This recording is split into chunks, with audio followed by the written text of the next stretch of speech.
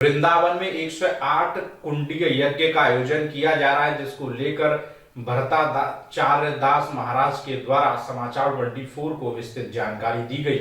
वृंदावन श्रीधाम वृंदावन के परिक्रमा मार्ग स्थित कुंभ मेला क्षेत्र में विराट आयोजन किया जा रहा है, जिसमें 108 व 108 कुंडीय श्री लक्ष्मी नारायण महायज्ञ का आयोजन किया जा रहा है। आज अरुणी मंथन से उत्पन्न अग्नि के द्वारा श्री लक्ष्मी नारायण महायज्ञ का शुभारंभ किया गया। महायज्ञ के बारे में विस्तृत जानकारी देते हुए भारत दासाचार्य महाराज ने बताया कि यज्ञ शुभारंभ के लिए सर्वश्रेष्ठ है। अरुणी मंथन से उत्पन्न अग्नि यज्ञ के द्वारा ही ईश्वर की उपासना करते हैं। यज्ञ में आहुति के लिए अग्नि की आवश्यकता होती है।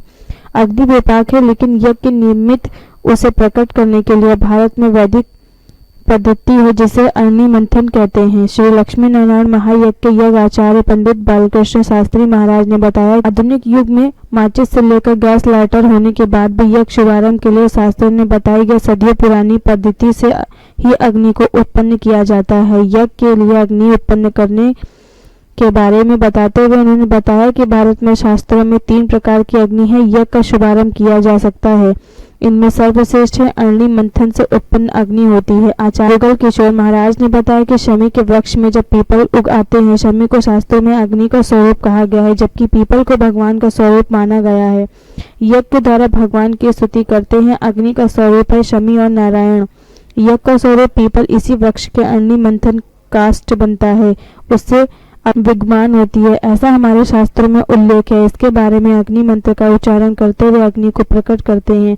शमी की लकड़ी एक तख्ता होता है, जिसमें एक छिछला छेद करते हैं। इस छेद पर लकड़ी की जलाया जाता है, जिससे तख्ते में चिंगारी उत्पन्न होने लगती है, जिसे नीचे रखी घास पर रुई में लेकर उसे हवा देकर बढ़ाया जाता है। इसी अग्नि का यज्ञ में उपयोग किया जाता है।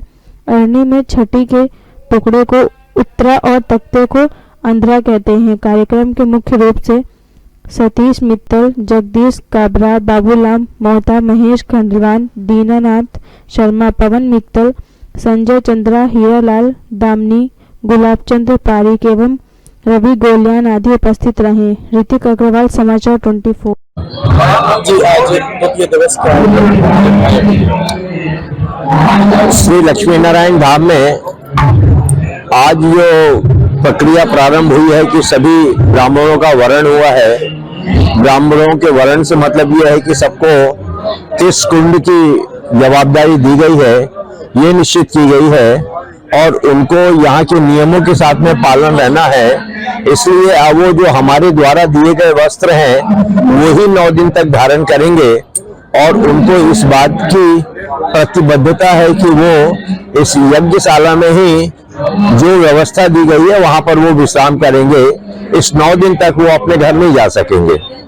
उसके बाद अग्नि मंथन, जैसा कि आप जानते हैं कि ये माचिस से अग्नि प्रज्वलित नहीं होती है। ये जो स्पेशल टाइप की जो लकड़ियां होती हैं उनको जब आपस में रगड़ा जाता है तो उससे अग्नि प्रज्वलित होती है और उसके द्वारा उन्हीं प्रज्वलित की हुई अग्नि को सब कुंडों में धीरे धीरे डाला जाता है और फिर वो विकराल रूप ले लेती है।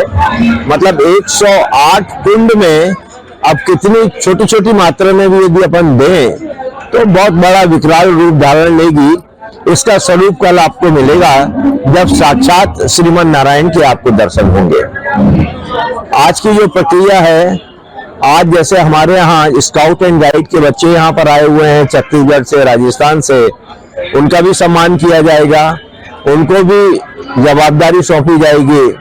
हमारे यहाँ छत्तीसगढ़ का लोक नृत्य नाचा पार्टी भी आई हुई है, उनको भी सम्मान यहाँ पर किया जाएगा और ये कार्यक्रम प्रतिदिन जो है वो चलते रहेगा। एक कुंड पर कितने लोग बैठेंगे, कितने पंडित है, यजमान कितने? एक कुंड में एक तो यजमान रहेगा जिसमें कि सपत्नीक वो बैठेंगे, उनकी समुचित व्यवस्था की गई है और उसका कार्यक्रम का संचालन अच्छी तरह हो, जिसको कि हम कुंडाचार्य कहते हैं। एक कुंड में एक कुंडाचार्य रहेगा। घी की आहुति जो है वो यजमान के द्वारा डाली जाएगी और धृत वो जो सांकला की आरती है, सांकला जो है वो जितने पंडित हैं, विद्वान हैं, उनके द्वारा आहुति की जाएगी। सर, इस बुलेटिन में फिलहाल